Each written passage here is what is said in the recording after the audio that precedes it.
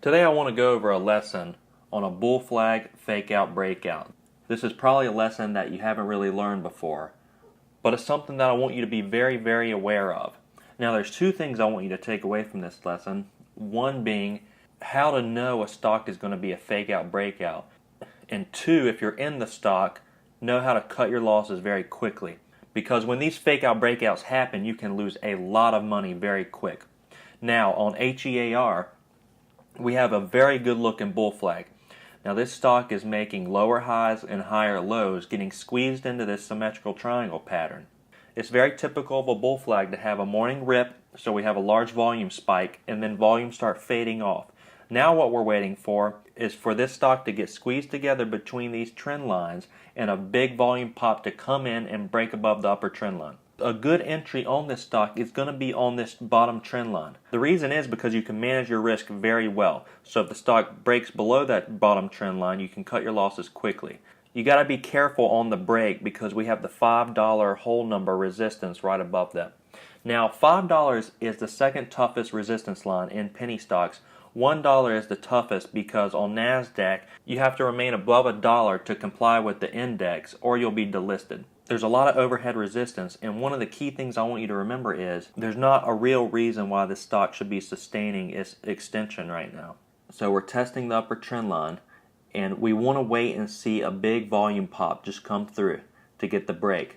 So we're going to get a volume pop either up or below, and it's going to be very quick. You have to be ready for this. So this morning, HEAR at the market open had a huge gap up. Tons of buying momentum. There was no catalyst behind the play, but it had a few chat rooms because it had a pretty good day on Friday. This stock had a good amount of eyes on it, which is the reason it got the big volume pop at the start. And eyes are still on this play. Nothing else in the market is moving right now. That is a lesson that we have gone into that you need to look at, is understanding market conditions. The overall market sentiment right now is not good. There's no other stock really that's green on the day at this point. This is the only stock that is consolidating above its open. With that said, you can understand that there's a lot of short interest in the market today. We get the volume to come in and we hit $5, the resistance area, and then we start shooting down. This happens so quick. It's a perfect example of a fake out breakout for you.